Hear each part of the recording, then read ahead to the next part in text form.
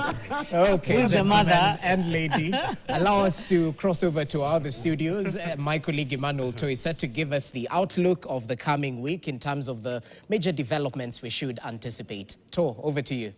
Well, Jesse, it's really a heated debate and discussion you're having down there. And of course, some of the key highlights are also coming from the discussions that you've had.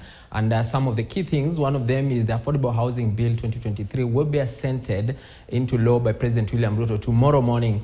We expect that by around 8, 9 a.m., you'll be seeing some pictures on social media of the president appending that signature and making sure that that tax, 1.5% for the employer, 1.5% from the employee as well, being effected at the end of this month. Remember, the Speaker of the National Assembly, Moses Wetangula, was actually in the UK for some meeting. That's why it was not signed into law on Friday, because you know the president, he operates quickly and expeditiously, and we expect that he will be doing that tomorrow morning. So maybe you'll be touching on some of those details in your discussions, Jesse. Something else that also is going to form a better part of the discussion this week is something to do with the NADCO report. Remember, we had a discussion with the chairperson of the Justice and Legal Affairs Committee, George Murugara, saying that they will be having another meeting on Wednesday. Remember, the meeting that was supposed to happen last Wednesday did not take off because there was no quorum.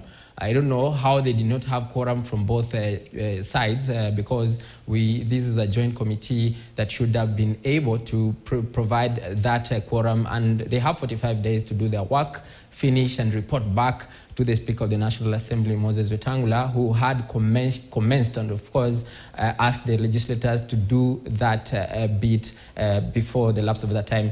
Something else that is also very crucial, Jesse, is the Kisii DG impeachment. Remember, you had also given the timelines of about of the time that he's supposed to take his case or appeal to the courts, and Robert Mando is said to move to court this coming week to appeal the decision of the Senate to impeach him. This is his only recourse and only change and only chance to get back to office or go back to Kisii County to continue with this business. So those are some of the key issues that we expect to form the better part of our discussion. And maybe my good friend Okango can tell us what Raila Odinga Baba is expected to do this week, because it's now been cleared to run for office. So what are the activities and what are some of those places is set to visit? Back to you, Jesse.